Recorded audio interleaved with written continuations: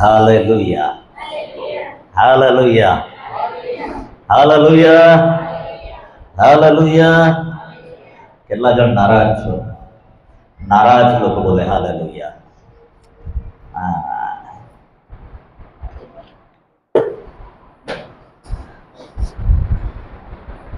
સુરેશ બાબુ સાહેબની મીટિંગ છે 27, 28, 29 કરંજવેલ. કરંજવેલની અંદર આવતીકાલથી મીટિંગ છે. આવતીકાલથી નહીં, 27, 28, 29 છે. હાલેલુયા. સારું, આપણા જીવનોને આપણે તૈયાર કરી લઈએ. આપણી આંખોને થોડી વાર આપણે બંધ કરીએ. હો રિબા શબારાલામાં શાખારિયા થા શાખારાલામાં શે રિયાંદા શબરુલોબો શેખે. હાલેલુયા. રિયાંદા શિબારીમાં શાખારાલામાં શે. હાલેલુયા. જેઓ અન્ય ભાષા બોલી શકે છે તેઓ અન્ય ભાષા બોલે. ઓ રિબા શબારીમાં શાખારાલાવા રિબા શખોરોલોબો શે. હાલેલુયા. રિબા શખોરોલોમો શેખે રિબા શબારીમાં શાખારાલાલાલાલામાં શે. Al-Ramahanda Shikha, Al-Ramahanda Shakha, Al-Ramahanda Shabo Robo Shekhe Releve, Releve Shikha Riva Shakha Rabashe, O Rama Shaba Raba Shikha, O Rama Shaba Raba Shikha Raba, O Rama Shaba Rika Shakha Riya Raba, O Rama Shikha Riva Shakha Robo Shekhe, O Shakha Robo Shikha Raba. O Shakharila, O Shakharianda, Shakharibahanda, Shakharabashe, hallelujah. O Rabashaba, Rabashaka, Rabashikirianda, Shanda, Rabashanterianda, Rabashe, hallelujah. Thank you, Jesus. पिता परमेश्वर आज समय में हमारी जात में तैयार करिए प्रभु. और प्रभु तुम्हारा वचन ग्रहण करवाने માટે ओ हमारी जात ने हमें तैयार करिए प्रभु. हालेलुया. ओ रामा शब्द होलो बोशे आज ना वचनो ओ प्रभु जी 30 गणा 60 गणा 100 गणा प्रतिफल लांबा बने राजा. तो वो रास्ता ना घोड़े नहीं पड़े जे रास्ता ना घोड़े प्रभु जी. हालेलुया. कचरो में कागड़ में कोथड़ी ने भी बड़ी प्रभु जी उड़ती फरे छे एवी भूमि पर नहीं प्रभु जी. हालेलुया. पत्थर वाली जमीन पर नहीं, ओ काटा झाखरा वाली जमीन पर नहीं, पर एवी भूमि पर पड़े કે જે ભૂમિ ઓ 30 ગણા 60 ગણા ને 100 ગણા પ્રતિફળ આપવાની બને એવી જમીન તમે અમારા અંદર તૈયાર કરો પ્રભુજી. એવી રીતે તમે અમને તૈયાર કરો પ્રભુજી. આજે સવારે અમારી એ જ પ્રાર્થના છે પ્રભુ. આજે સવારે અમારી એ જ પ્રાર્થના છે પ્રભુ. ઓ હાલેલુયા. આજે સવારે અમારી એ જ પ્રાર્થના છે પ્રભુ. Thank you Jesus. आसमानी रोटी मुझको खिला दे, आसमानी रोटी मुझको खिला दे, कमजोर दिल को तगड़ा बना दे, भरपूर करके रखा, भरपूर करके रखा. आसमानी रोटी मुझको खिला दे, कमजोर दिल को तगड़ा बना दे, भरपूर करके रखा, भरपूर करके रखा. उतरा उतरा उतरा तेरे रूह उतरा उतरा उतरा उतरा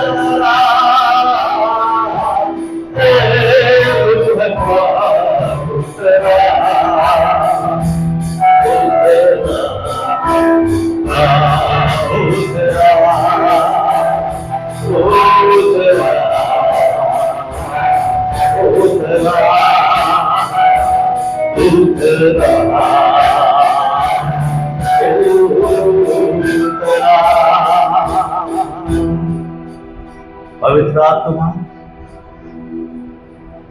प्रभु यीशु, पिता परमेश्वर, આજની આ સવારે તમે તમારા બાળકોના મધ્ય ઉતરી આવો પ્રભુ. તમે તમારા લોકોના મધ્ય ઉતરી આવો પ્રભુ.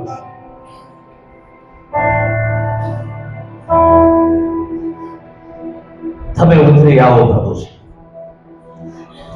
તમારું વચન એવું કહે છે, જ્યાં બે કે ત્રણ મારા નામે ભેગા થાય છે તેઓની મધ્ય હું છું. પ્રભુજી, આજે સવારે અમે તમારી હાજરીના ભૂખ્યા છે. ત્રિએક પરમેશ્વર, તમારી હાજરીના અમે ભૂખ્યા છે પ્રભુજી. હા પિતા પરમેશ્વર, હા પ્રભુ યેશુ, હા પવિત્ર આત્મા, તમે ઉતરી આવો. અમારા બધાનો કબજો તમે લઈ લો પ્રભુજી. અમારા બધાનો કંટ્રોલ તમે લઈ લો, નિયંત્રણ તમે લઈ लो प्रभुजी. हाँ पिता परमेश्वर, आज हम चाहते हैं पिता परमेश्वर कि तेरी उपस्थिति हमारे बीच में बनी रहे, तेरा राज्य हमारे बीच में आए. हाँ राजा, इस भवन में तेरी उपस्थिति बनी रहे राजा, ऐसा तो हो रहे. आज हम तुमसे यही चाहते हैं प्रिय परमेश्वर. आज हम आप तीनों से यही चाहते हैं कि इस जगह पर तुम्हारी हुजूरी बनी रहे. यही हम चाहते हैं पिता परमेश्वर. Thank you Jesus. आए हमारा पूरी रीति से नियंत्रण, कंट्रोल आप अपने हाथों में ले लीजिए पिता परमेश्वर. आज जो भी वचन हम सीखने वाले हैं, पवित्र आत्मा मुझे सिखाने के लिए और सीखने के लिए भी तू सहायक और मदद करना, ऐसी हमारी प्रार्थना है. इस वचन के जरिए मैं भी सीख सकूं राजा, ऐसा तू हो रहे. हाँ पिता परमेश्वर, थैंक यू जीसस. हमारी प्रार्थना को सुना, धन्यवाद. सारा आदर मान सम्मान तुझे देते हुए प्रार्थना मसीह यीशु के नाम से मांगते हैं. कलीसिया कहे आमेन, आमेन, आमेन. हालेलुया, हालेलुया, हालेलुया, हालेलुया, हालेलुया, हालेलुया.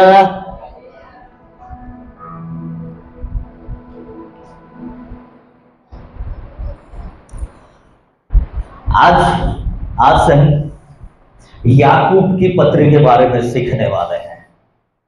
5 अध्याय इसमें है. हर इतवार को जब तक ये पूरा नहीं होता है तब तक याकूब की पत्री में से मैं सिखाऊंगा. कितने लोगों ने अब तक याकूब की पत्री, जिसके 5 अध्याय है, पूरा पूरा पढ़ा है? कितने लोगों ने याकूब की पत्री पढ़ी है? एक हाथ मुझे दिखा है, एक दूसरा हाथ दिखा है. याकूब की पत्री कहाँ है? पुराने नियम में, उत्पत्ति के पहले, प्रकाशित वाक्य के बाद. कब है? कहाँ है? कहाँ है? सतीश भाई बोल रहे हिब्रू के बाद है. आप लोगों की बाइबल में कहाँ है? हाँ?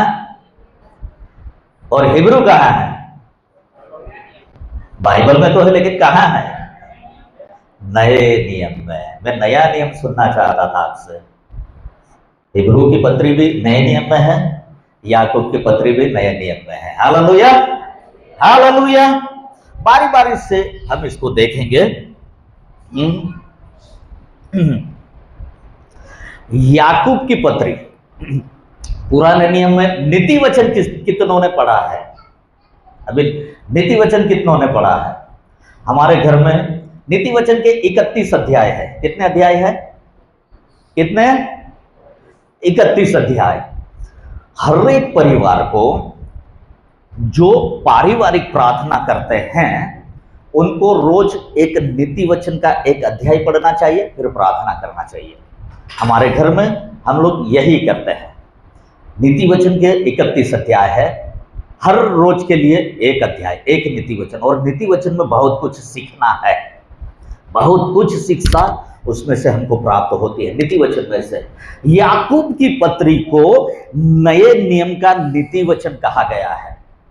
याकूब की पत्री को नया नियम का नीति वचन कहा गया है। सो हम लोग नए नियम के नीति वचन को सीखने वाले हैं। Hallelujah, hallelujah.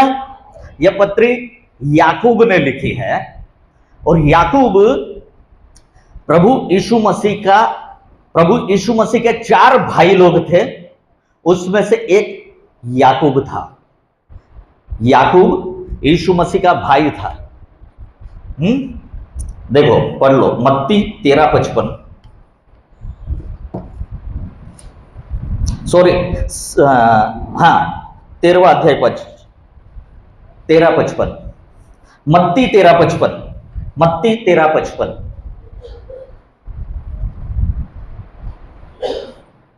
શું એ સુતારનો દીકરો નથી? એની માનું નામ મરિયમ નથી શું? અને શું યાકૂબ તથા यूसुफ તથા સિમોન તથા यहूदा તેના ભાઈઓ નથી? हिंदी में पढ़ ले।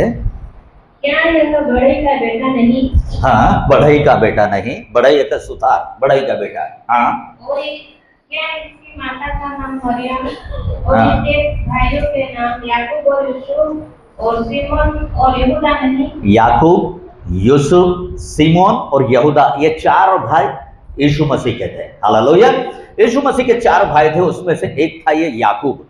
यीशु मसीह के बाद मरियम और यूसुफ का बड़ा बेटा, मरियम और यूसुफ का बड़ा बेटा कौन था? याकूब। और केवल मरियम का बड़ा बेटा कौन था? यीशु मसीह। Hallelujah, hallelujah. याकूब ने कभी भी यीशु मसीह, जब तक वो सेवा में था तब तक याकूब ने विश्वास नहीं किया था। याकूब विश्वास में नहीं था। लेकिन यीशु मसीह जब मारा गया, गाड़ा गया, तीसरे दिन जीवित हो उठा, उसके बाद बहुत लोगों को प्रभु यीशु मसीह ने जी उठने का दर्शन दिया। उसमें से एक याकूब भी था। याकूब को भी अपने जी उठने का दर्शन प्रभु यीशु मसीह ने दिया।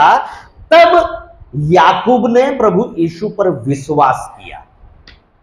याकूब विश्वासी नहीं था, लेकिन वो बाद में यीशु मसीह के जी उठने के बाद में याकूब ने विश्वास किया। ये कुरिन्थियों की पहली पत्री, पहला कुरिन्थी 15:7 में लिखा हुआ है। मैं वचन जो बोल रहा हूं, कुछ कुछ वचन वो आप लिख लेना, घर पे जाकर उसको पढ़ना, घर पे जाकर उसको पढ़ना। विश्वास करने के बाद याकूब यरूशलेम की पहली कलीसिया का पहला पास्टर था। पहला पास्टर याकूब था, यरूशलेम की कलीसिया का। और वहां के लोग याकूब को बहुत ही धर्मी मानते थे। यरूशलेम के लोग याकूब को बहुत धर्मी मानते थे, बहुत ही न्यायी व्यक्ति याकूब था, और लोग मानते भी थे। इसलिए याकूब को वहां के लोग क्या कहते थे मालूम है? याकूब, वहां के लोग याकूब को बहुत धार्मिक और धर्मी जीवन जीने वाला मानते थे। इसलिए याकूब को धर्मी याकूब ऐसा कहते थे वहां के लोग। धर्मी याकूब, James the just, James the just ऐसा करके उसको कहा जाता था। याकूब बहुत ही सीधा साधा और स्पष्ट बोलने वाला व्यक्ति था। ये याकूब के बारे में आपको बता रहा हूं मैं। याकूब बहुत सीधा और स्पष्ट बोलने वाला व्यक्ति था। उसके जीवन में पवित्रता और अनुशासन हमेशा दिखता था। याकूब की पत्री अगर आप पढ़ोगे तो वहां पर बहुत कुछ बातें ऐसी है जो याकूब के जीवन को बताती है। तो याकूब का जीवन बहुत ही अनुशासित जीवन था, बहुत ही अनुशासित जीवन था उसका। उसने लोगों को सिर्फ सुनने वाला विश्वास ऐसा नहीं सिखाया था। उसने सुनने वाला विश्वास भी आपके अंदर होना चाहिए, और वो विश्वास करने वाला भी विश्वास होना चाहिए, काम करने वाला भी विश्वास होना चाहिए। इसलिए याकूब की पत्री हम बाद में पढ़ेंगे तो आगे वचन आता है, तो विश्वास केवल विश्वास के साथ काम भी होना चाहिए। गुजरातीમાં લખ્યું છે વિશ્વાસની સાથે કરણી પણ હોવી જોઈએ। फक्त विश्वास, सिर्फ विश्वास रखने से कुछ नहीं होगा, लेकिन विश्वास के साथ साथ हमको वैसा काम भी करना पड़ेगा। विश्वास के बिना काम अधूरा है, और काम के बिना विश्वास अधूरा है। आगे हम इसको सीखेंगे। आगे जब ये वचन आएगा तब हम लोग इसके बारे में भी सीखेंगे। तो याकूब ने विश्वास, केवल विश्वास करो ऐसा ही नहीं सिखाया, लेकिन विश्वास के साथ साथ काम करना है उसे भी सिखाया। याकूब की मृत्यु के बारे में अगर हम लोग देखेंगे, सन 62 की साल में 62, आज कौन सा साल चल रहा है? अभी हम कौन से साल में हैं? 2026 में। अभी सोच लो, -62 62 कर देना तो बराबर साल आ जाएगा है। तो समझो कि 2000 साल पहले, 2000 साल पहले जब 62 की साल आई, उस 62 की साल में यहूदा को मार दिया गया। 62 की साल में याकूब को, जैसे यीशु मसीह को बहुत कभी हेरोद के पास, कभी पिलात के पास जैसे कोर्ट रूम में लेकर गए थे, वैसे ही याकूब को भी उस समय की कोर्ट में लेकर गए थे, और उस पर धार्मिक अगुवों ने उसको गिरफ्तार किया और उसको व्यवस्था के विरुद्ध में बोलने के लिए, व्यवस्था के विरुद्ध सिखाने का आरोप लगाया, और उसे मृत्यु दंड की सजा हुई थी। उसको मृत्यु दंड की सजा हुई थी। और उसको मृत्यु कैसे दिया गया? उसको मृत्यु दंड की सजा हुई तो वहां पर जो उस समय में हेरोद ने मंदिर बना दिया था, हेरोद ने जो मंदिर बनाया था, ये याकूब को हेरोद ने जो मंदिर बनाया था उस मंदिर पे लेकर गए, वहां से उसको धक्का देकर नीचे गिरा दिया गया। फिर भी याकूब मरा नहीं था, वो जिंदा था। वो जिंदा देखते हुए वहां के लोगों ने उसको पत्थर मारा, जैसे स्टीफनुस को पत्थर मार के मार दिया गया था, वैसे याकूब को पत्थर वाह करके मारना चाहा, फिर भी वो जिंदा था। तब उसी सभा में से एक व्यक्ति आया, उसने डंडा लिया, डंडे से याकूब को पीट कर मार दिया गया। ये सन 62 की साल में हुआ था। 62 की साल में याकूब की मृत्यु हुई। ऐसे याकूब की मृत्यु हुई। तो आज याकूब की मृत्यु काफी कष्टदायक। सोचो कैसी उसकी मृत्यु होगी। एक तो ऊपर से नीचे गिरा दिया, वो जिंदा था, उसको पत्थरवाह किया गया, लोग आकर पत्थर मारते थे, पत्थर से उसको मारा गया, फिर भी वो जिंदा था। उसके बाद उसको लकड़ी से पीटा गया, जब तक वो मर नहीं गया तब तक उसे लकड़ी से पीटा गया। कैसी मौत होगी? सोचो कितनी कष्टदायक मौत। ऊपर से गिरा होगा तो शायद उसको सर में लगा होगा, हाथ पैर फ्रैक्चर भी हो गए होंगे। ऐसे फ्रैक्चर हाथ पैर में भी खून निकल रहा होगा। खून निकलने के बाद भी उसको पत्थर मारने लगे। पत्थर मारने के द्वारा भी कौन सा पत्थर किधर लगा होगा उसकी भी कोई गारंटी नहीं है। वो पूरी तौर से लहूलुहान हो गया होगा, फिर भी वो नहीं मरा, तो उसको डंडे से पीट कर मारा। सोचो कैसी कष्टदायक वो मौत होगी। लेकिन याकूब ने अपने विश्वास को नहीं छोड़ा। अपने विश्वास को याकूब ने नहीं छोड़ा। आज कई बार हम लोग थोड़ा बहुत किसी ने कुछ बोल दिया तो हम नाराज हो जाते हैं। सिर्फ बोलना ही नाराजगी पैदा हो जाती है। किसी अगुवे ने कुछ बोल दिया, वचन के दौरान पास्टर ने कुछ बोल दिया, किसी को गाना गाने को नहीं दिया, किसी को प्रार्थना करने का मौका नहीं दिया, तो हम लोग दुखी हो गए, क्या जान दे इनका कोई ठिकाना नहीं है, अगले रविवार से तो मैं इधर नहीं उधर जाऊंगा। हम लोग ऐसा करते हैं। लेकिन सोचो याकूब की क्या परिस्थिति होगी। याकूब की क्या परिस्थिति होगी, सिर्फ सोचना, 5 मिनट सोचना घर पे जाकर। इससे भी ऊपर रोमी लोग, जो हेरोद के समय में जो मंदिर बनाया गया था वो बहुत ऊंचा था, उस ऊंचे पर से उसको नीचे फेंक देना। मैं करीब करीब ये हाइट कितनी होगी, ये 12 फुट व्यारा आबाजूवाड़ू मॉल कयु सिटी मॉल, आबाजूवाड़ू साई मॉल, આપણે જે લેફ્ટમાં સાઈ મॉल અને આ બાજુ सिटी मॉल की लिफ्ट में मैं करीबन इतनी हाइट से मैं नीचे गिर गया था। मेरा पैर भी फ्रैक्चर हुआ था, दाहिना पैर मेरा फ्रैक्चर है, वो उसके अंदर में चला गया था। ऊपर जैसे वैसे निकला, मेरी हालत बहुत खराब थी। सिर्फ माइनर क्रैक, यहां पर इसको क्या बोलते हैं, घूटी, આપણે ગુજરાતીમાં ઘૂંટી કહે ને, જરાક જ ક્રેક હતો, माइनर क्रेक था। मेरी हालत खराब हो गई थी।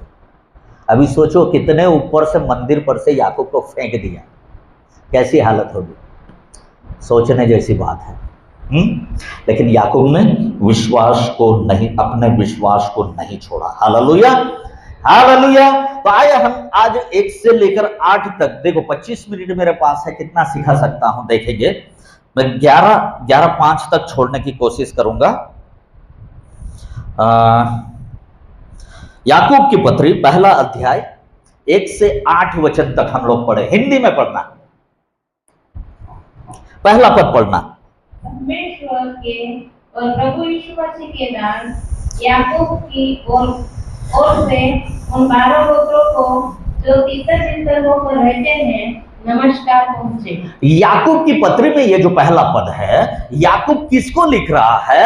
जब प्रेरितों के काम 7वें अध्याय में स्तिफनुस को पत्थरवाह करके मारा गया, तब यरूशलेम में जितने 12 प्रेरित लोग थे, ये प्रेरित लोग ही यरूशलेम में रहे, प्रेरित लोग ही यरूशलेम में रहे।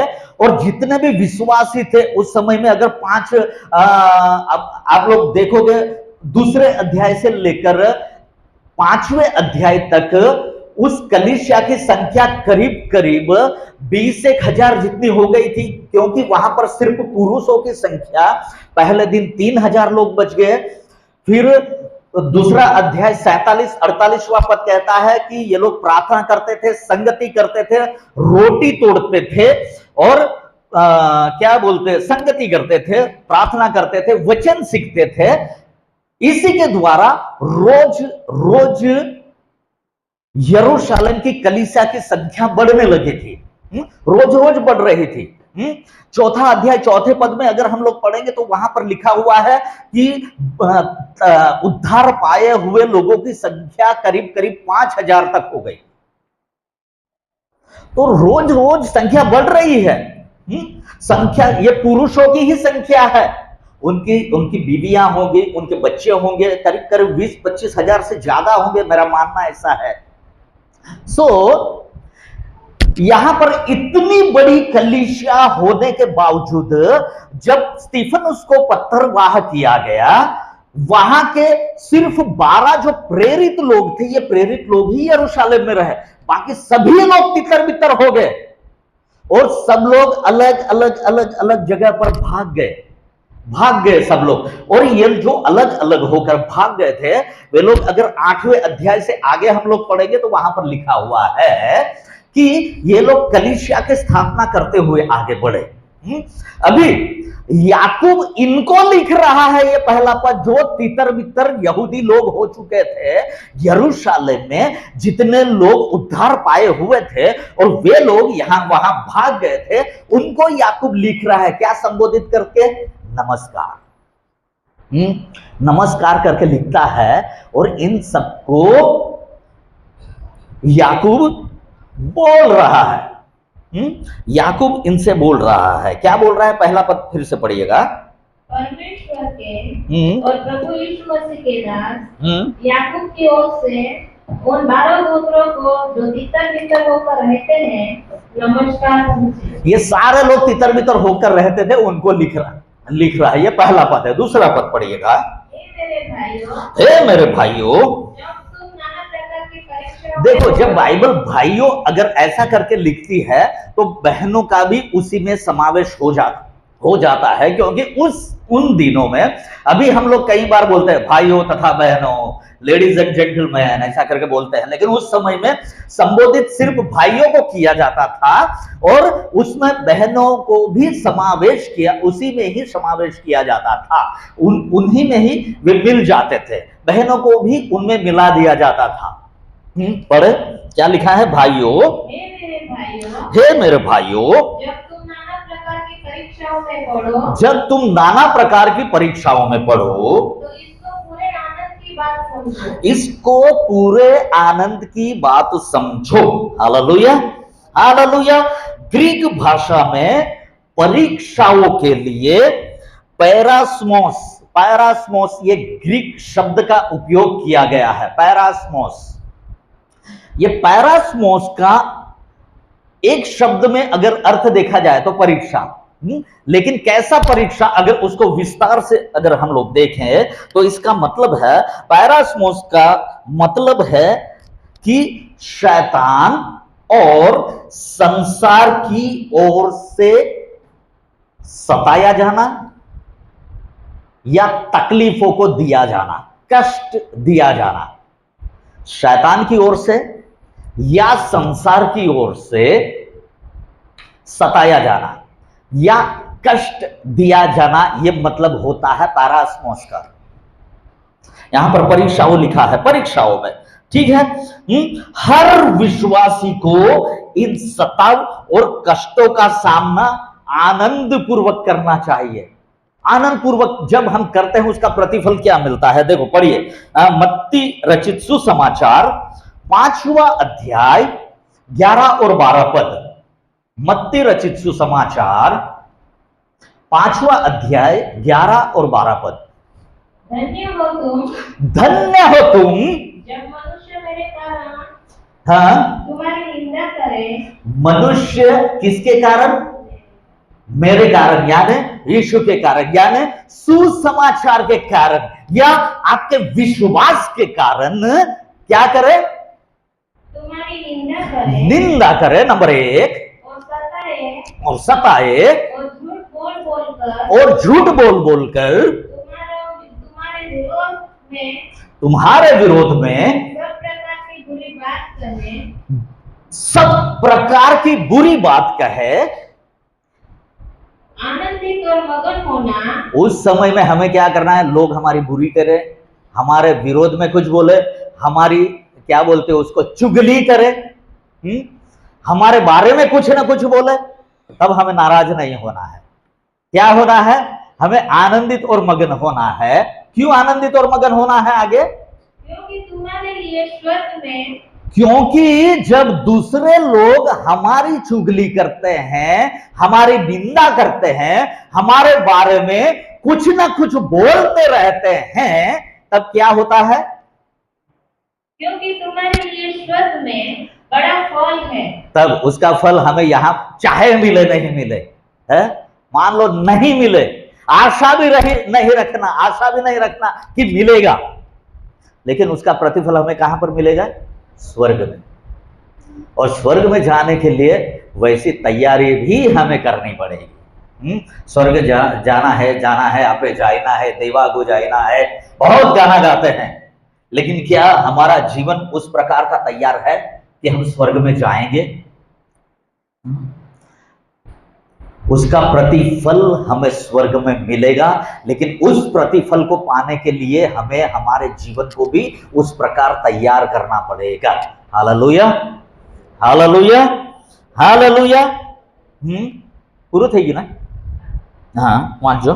इसलिए कि उन्होंने हाँ, उन भविष्यवक्ताओं को जो तुमसे पहले थे, देखो हमारे पहले कहीं कितने भविष्यवक्ताएं आए, भविष्यवक्ता लोग आए, भविष्यवक्ता लोग गए, है? लेकिन उनको उनके साथ इस लोगों ने क्या क्या किया, बढ़िया आगे, इसी रीति से सताया था।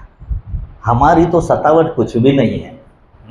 ये याकूब के बारे में मैंने बताया है, ऐसी सतावट तो हमारी आज तक हुई ही नहीं है। हमारी ज्यादा से ज्यादा कौन सी सतावट होती है, लोग हमारे बारे में कुछ ना कुछ बोलते हैं, कन्हैया भाई का ठिकाना नहीं है, ऐसा है, वो ऐसा है, ऐसा बोलेंगे, है? आपके बारे में भी ऐसा बोलेंगे, हमारे बारे में भी बोलेंगे, है? बस इतनी, और इतने से ही अगर हम लोग डर गए तो गब्बर सिंह क्या बोलता है, जो डर गया वो मर गया, है? इतने से ही। तो सोचो अगर कोई हमको मारे मुंह पर आगे थूक कर जाए, गाली दे, इसे याकूब को फेंका गया वैसा फेंक दे, क्या होगा हमारा? हमें कोई कुछ भी बोले देखना नहीं है, हमको हमारे विश्वास में ऐसी परीक्षाओं को तो साइड पर ही कर देना है, और हमें हमारा एक ही लक्ष्य, हर एक विश्वासी का एक ही लक्ष्य होना चाहिए। क्या लक्ष्य होना चाहिए? हमको स्वर्ग में जाना है, प्रभु के घर में हमें जाना है। कभी समय मिलेगा, शायद कुछ हमारी गवाही आप लोगों ने आधी सुनी है, आधी गवाही सुनी ही नहीं होगी। हम लोग मसीह में आने के लिए क्या क्या छोड़ के आए हैं, वो सोचोगे आप? बताऊंगा मैं कभी। हमारे विरोध में कोई भी कुछ भी बोले, हमें डरना नहीं है। Hallelujah, hallelujah. सत्ता और कष्टों को आनंद पूर्वक सहने का परिणाम स्वर्ग में बड़ा प्रतिफल है। Hallelujah, hallelujah. रोमियो की पत्री 5वां अध्याय 3 से 5। रोमियो की पत्री।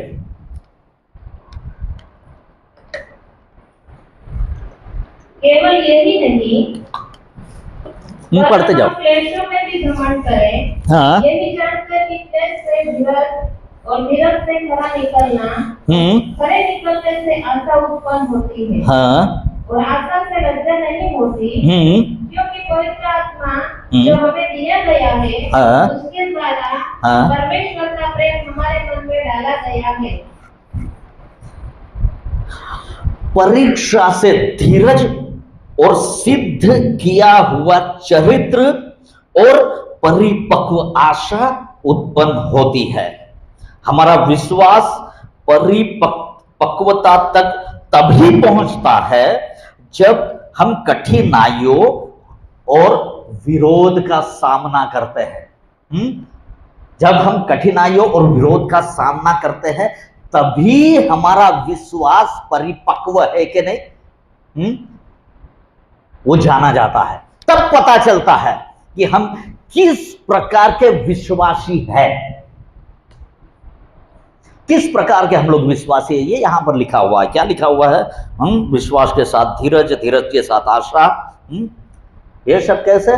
परीक्षाओं, परेशानियों और कठिनाइयों से होकर जब हम गुजरते हैं, तभी ये सब हमको देखने को मिलता है। हमारे जीवन में तभी मिलता है ये सब देखने को। आनंदित रहेंगे, सब कुछ अच्छा रहेगा, सब कुछ अच्छा रहेगा, तब तो हर कोई परमेश्वर की भक्ति करेगा, स्तुति करेगा।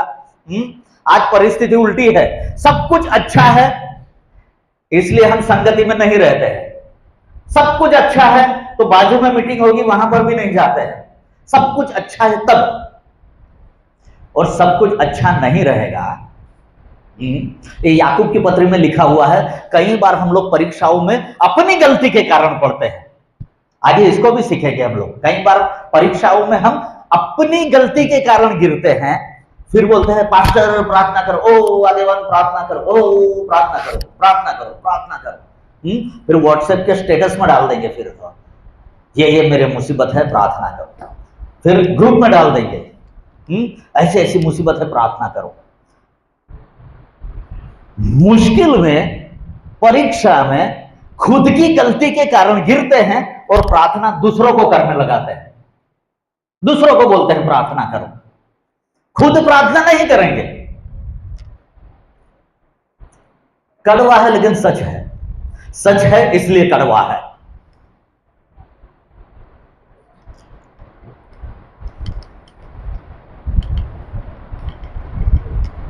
हमारा परिपक्व विश्वास तभी परखा जाता है, तभी पता चलता है कि जब हम विश्वास में स्थिर रहे, परीक्षाओं में स्थिर रहे। हालेलुया। तीसरा पद पढ़ना, याकूब की पत्री तीसरा पद।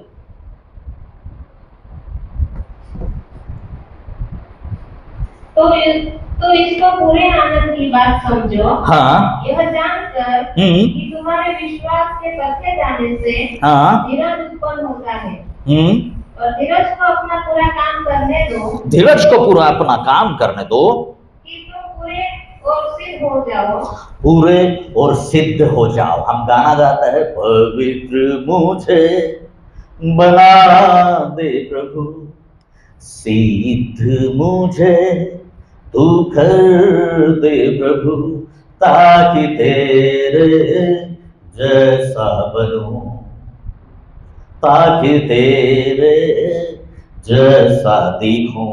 सिद्ध, सिद्ध हमें परमेश्वर प्रभु यीशु मसीह के जैसा बनाता है, लेकिन उसके लिए बहुत कुछ हमें करना पड़ता है। सिद्ध ये एक प्रक्रिया है, एक ही दिन में होने वाली ये प्रक्रिया नहीं है। पेड़ लगाएंगे, कुछ बीज डालेंगे, बीज डालने के बाद हम लोग उसमें पानी डालते हैं, खाद डालते हैं, धीरे धीरे वो बड़ा हो जाता है। गेहूं की बात कर लो, 4 महीने के बाद गेहूं मिलता है। वो एक ही दिन में नहीं हो जाता है कि आज गेहूं का बोना दाना बो दिया और पानी डाला, खाद डाल दिया, दूसरे दिन गेहूं मिल जाएगा, ये नहीं होता है। वैसे ही विश्वासी जीवन का भी है। विश्वासी जीवन को सिद्ध होने के लिए बहुत समय लगता है, लेकिन हमें उसमें बने रहना है। प्रभु यीशु मसीह 30 साल तक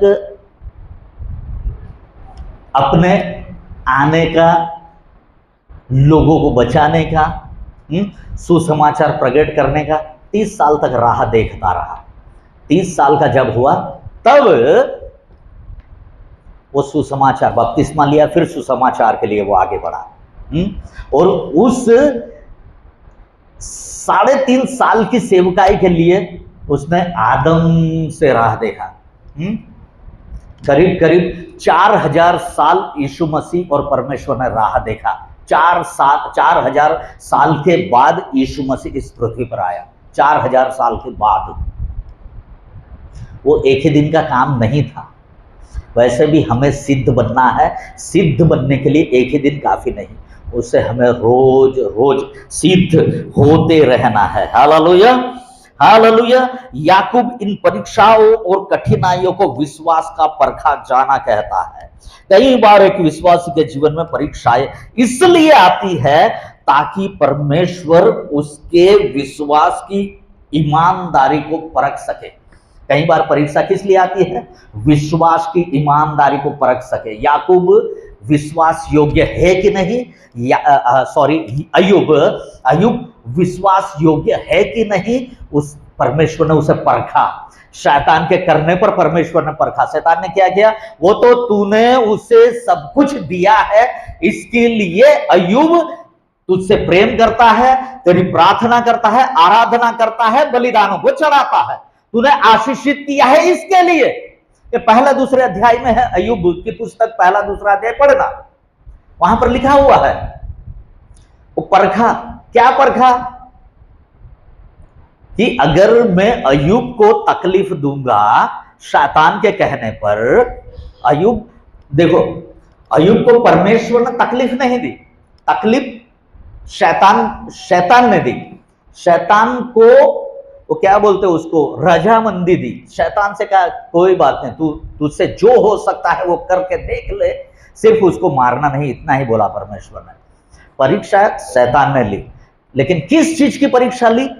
कि अय्यूब विश्वास योग्य रहता है कि नहीं। कई बार हमारी भी विश्वास योग्य हम लोग है कि नहीं, हमारी परीक्षा होती है, परीक्षा होती है, हमारे विश्वास को परखा जाता है। दाऊद भी अपना भजन संहिता में लिखता है कि तू परख, तू मुझे परख, तू मुझे जांच, ऐसा करके बोलता है। दाऊद भी बोलता है। तो हमारा परखा जाना बहुत अच्छा है एक विश्वासी के लिए। चौथा पद पढ़िए। पर धीरज को अपना पूरा काम करने दो, हाँ, कि तुम पूरे और सिद्ध हो जाओ, पूरे और सिद्ध हो जाओ, और तुम में किसी बात की घटी न रहे। और तुम में किसी बात की घटी न रहे। सिद्ध हो जाओ, तुम सिद्ध हो जाओ। सिद्ध, सिद्ध को ग्रीक भाषा में टेलियोस कहता है। टेलियोस ग्रीक शब्द उसके लिए है टेलियोस। टेलियोस का मतलब है, टेलियोस शब्द से आया हुआ है जिसे सिद्धता के पवित्र शास्त्र के विचारों को प्रतिबिंबित करता है, जिसे इस प्रकार परिभाषित किया गया है कि परमेश्वर के साथ ऐसा सही संबंध जो कि एक मन के साथ भक्ति, आज्ञाकारिता तथा निर्दोषता के साथ परमेश्वर को प्रेम करने के प्रयास में फल लाना है। इसे बोलता है टेलियोस। सिद्ध होना, सिद्ध होना मतलब उस परमेश्वर के प्रेम के तक पहुंच जाना। वो परमेश्वर का प्रेम में अगर हम लोग सिद्ध हो जाएंगे, जब हम परमेश्वर के प्रेम में सिद्ध होंगे तो परमेश्वर का सा प्रेम हम भी करने लगेंगे। कैसे? परमेश्वर ने, वचन कहता है कि परमेश्वर ने जगत से ऐसा प्रेम किया कि उसने अपने एकलौते बेटे को दे दिया। क्यों दे दिया? ताकि जो कोई उस यीशु मसीह पर विश्वास करे उसका नाश ना हो पर अनंत जीवन पाए। वो परमेश्वर का प्रेम हमारे लिए था, और अगर हम में वो परमेश्वर का प्रेम आ जाएगा, सिद्ध प्रेम हमारे अंदर आ जाएगा, तो हम हमारे दुश्मनों को भी उसी प्रकार प्रेम करने लगेंगे। ये सिद्ध प्रेम की व्याख्या है। सिद्ध प्रेम की परिभाषा है सिद्ध प्रेम। सिद्ध प्रेम, हमको कोई मुंह पर भी गाली देके जाएगा ना तो हम लोग बोलेंगे जा तुझे माफ किया। कोई एक मार के भी जाएगा ना तो भी बोल देंगे हम लोग जा प्रभु तुझे माफ करे। ग्रेहम स्टेन्स और उसके दोनों बेटों को जला दिया दारा सिंह ने। उसकी बीबी ने कोर्ट में जाकर क्या बोल दिया? माफ कर दो, हमारी ओर से माफ है। परमेश्वर के प्रेम के कारण मैं उनको माफ करती हूं, बाकी तुमको अगर उसकी कोई सजा देनी हो तो तुम दे सकते हो, मैं इसमें नहीं हूं। ऐसा करके ग्रेहम स्टेन्स की बीवी ने बोला। यह है परमेश्वर का सिद्ध प्रेम। उस सिद्ध प्रेम तक, उस सिद्धता तक हमको पहुंचना है। केवल प्रेम में नहीं, हर एक बात में, सहने में भी हमें सिद्धता तक पहुंचना है। सहने में भी, परीक्षाओं में भी, चाहे कितनी भी परीक्षा आए, कोई बात नहीं, कोई परवाह नहीं, कोई चिंता नहीं, मैं यीशु को नहीं छोड़ूंगा। चाहे वो कहता है ना भजन संहिता में, चाहे तेरी ओर 1000 और तेरी दाहिनी ओर 10,000 लोग पड़ेंगे, हमारे आगे पीछे दाएं बाएं अगर 1000 10,000 लोग पड़ जाए हमारे विश्वास के परखे जाने के लिए, लेकिन हमें उस समय में हटना नहीं है। यह है सिद्ध विश्वास। कैसी भी परिस्थिति आए, कैसी भी परीक्षाओं का सामना करना पड़े, हमें हमारे विश्वास को खोना नहीं है। यह है सिद्ध विश्वास। और याकूब उस सिद्ध विश्वास की बात कर रहा है, ताकि तुम सिद्ध हो जाओ। ये बोल रहा है चौथे पद में। चौथे पद में कैसा? व्यवस्था विवरण 6:5 में लिखा हो, वचन लिख लेना। व्यवस्था विवरण 6:5, 18-13 में, मत्ती 22:37। व्यवस्था विवरण 6:5 में लिखा हुआ है, तू अपने परमेश्वर यहोवा से अपने सारे मन, सारे जीव और सारी शक्ति के साथ प्रेम रखना।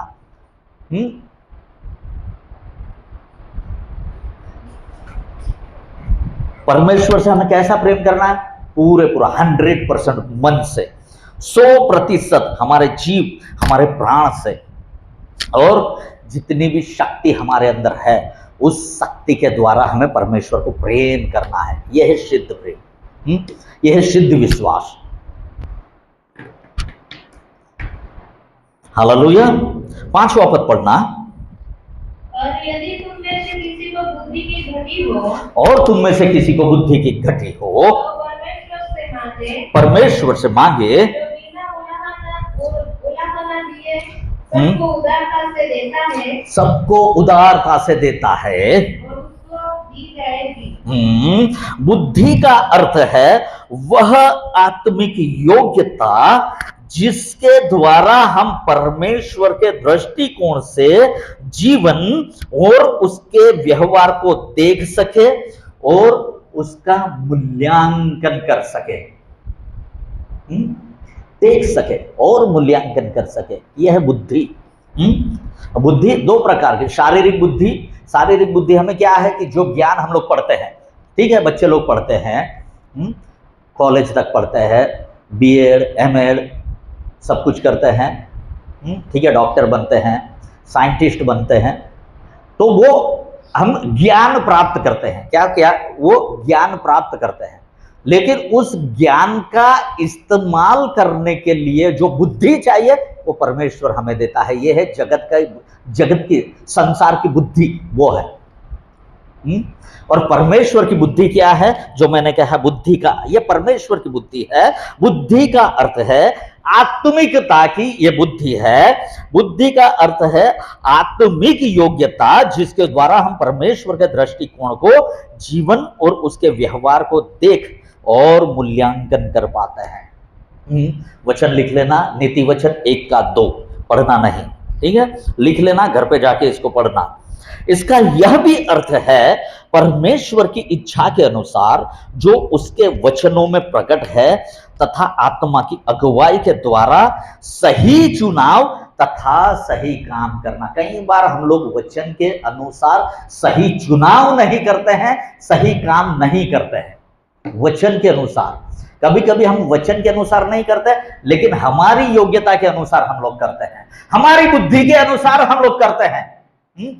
परमेश्वर कहता है वो करने में, और हम लोग हमारी बुद्धि के द्वारा, हमारी बुद्धि का इस्तेमाल करके जो भी कुछ करते हैं उसमें जमीन आसमान का फर्क होता है।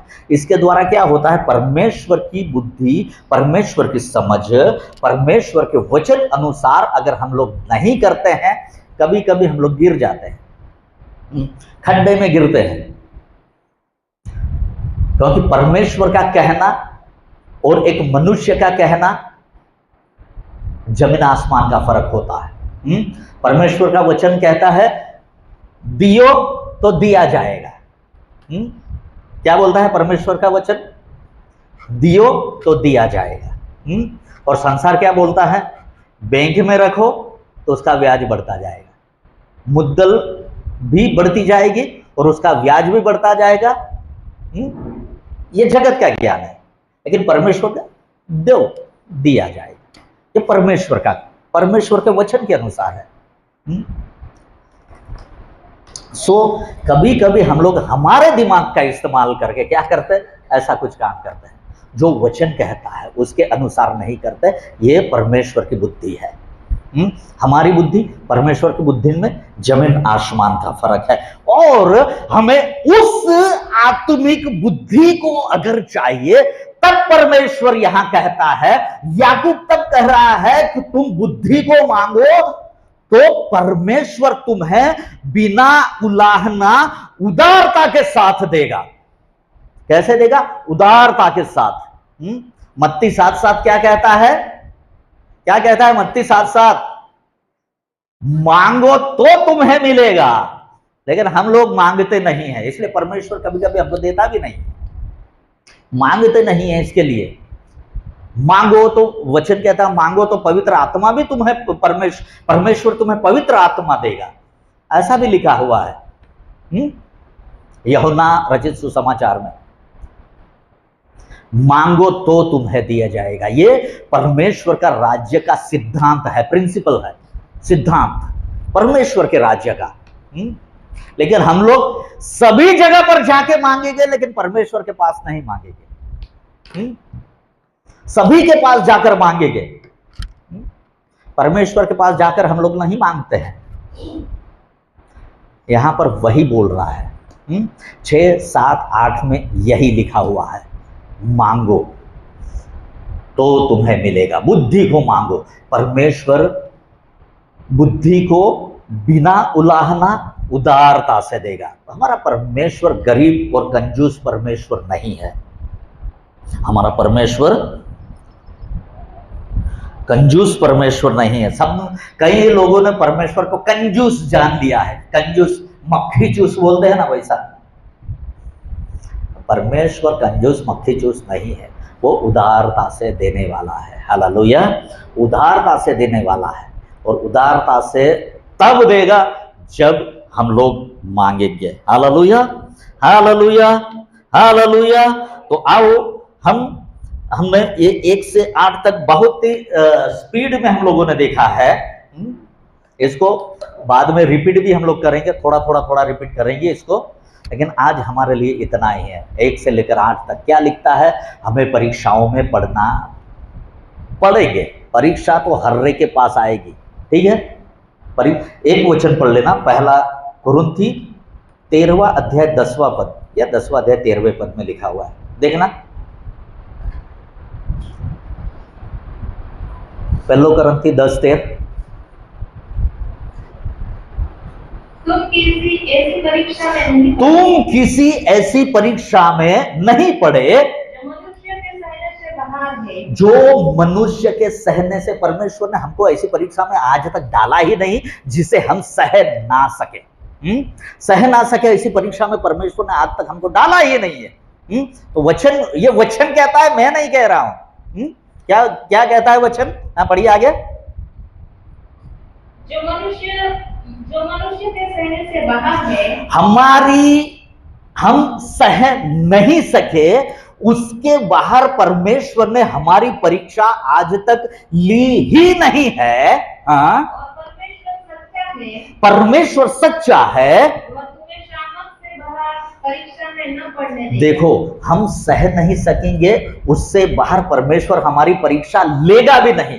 आज तक उसने ली नहीं है और आगे भी वो नहीं लेगा। लेकिन क्या करेगा परमेश्वर? क्या लिखा है आगे? परीक्षा के साथ निकास भी करेगा। सपोज कुछ परीक्षाओं में पढ़ने की बारी अगर हमारी आ गई, तो वहां पर परमेश्वर का वचन कहता है कि उस समय में परीक्षा के साथ साथ उसमें से बाहर निकलने का रास्ता भी परमेश्वर देगा, और कहता है कि वो परीक्षाओं को सहन करने की शक्ति भी तुम्हें देगा। यह है परमेश्वर का वचन, यह है परमेश्वर का वायदा। परीक्षा आएगी, लेकिन परमेश्वर सहने की सामर्थ्य भी हमको देगा और उसमें से बाहर निकलने का मार्ग भी हमें देगा। लेकिन कब देगा? उस परीक्षाओं को हम विश्वास योग्यता के साथ सामना करेंगे, तब देगा। परीक्षा आई और हम लोग कहीं दूर चले गए, खत्म बात। परमेश्वर कुछ नहीं करेगा। परमेश्वर हमारी विश्वास योग्यता को देखकर काम करेगा। Hallelujah, hallelujah. तो आइए हम अपनी आंखों को बंद करें। आज जो वचन सीखा है, परीक्षाएं आएगी, तकलीफ आएगी, लेकिन उसे हमें सहना है, डट कर उसका सामना करना है और हमें स्थिर बने रहना है। आइए हमारी आंखों को बंद करें। Thank you Jesus, thank you master Lord. पिता परमेश्वर, सुंदर समय માટે અમે તમારો આભાર માનીએ છીએ। प्रभु जी, आज सवारे सुंदर वचन द्वारा तमें हमारी साथ बातों करी, सुंदर वचन के द्वारा तूने हमारे साथ बात किया, इसलिए हम तुझे धन्यवाद देते हैं। हाँ पिता परमेश्वर, हम परीक्षाओं का स्थिरता के साथ सामना कर सके, विश्वास योग्यता के साथ हम तेरे विश्वास में तेरे संग तेरे साथ बने रहे, ऐसी कृपा तो हम पर करना। हाँ पिता परमेश्वर, जैसा तेरे वचन कहता है, अब तक तुम्हारी ऐसी परीक्षा नहीं आई, ऐसे परीक्षण में तुम लोग नहीं पड़े कि तुम लोग सह ना सको। हाँ पिता परमेश्वर, वाकई में हम जानते हैं हमारी ऐसी परीक्षा आज तक आई ही नहीं है। हाँ राजा, हम लोग आने वाली दिनों में आने वाली परीक्षाओं का दृढ़ता से सामना कर सके, विश्वास में हम स्थिर बने रहे राजा, ऐसी कृपा तो हम पर करना, ऐसे हमारी प्रार्थना है। Thank you Jesus. इस याकूब के पत्री को जो हम सीख रहे हैं, अच्छे से सीखने के लिए तो हमें, समझने के लिए भी तो हमें सहायता और मदद करना, यही हमारी प्रार्थना है प्रभु। Thank you Jesus. प्रार्थना को सुना, धन्यवाद। सारा आदर मान सम्मान गौरव तुझे देते हुए प्रार्थना मसीह यीशु के नाम से मांगते हैं, आमेन, आमेन, आमेन। બધા લોકોને ખાસ વિનંતી છે, सबको यह विनती है कि याकूब की पत्री को पढ़े। नेक्स्ट संडे जब भी हम आएंगे, मेरी बारी होगी, हम लोग इसी के ऊपर सीखने वाले हैं। सो घर से पढ़ के आना। Thank you, God bless you.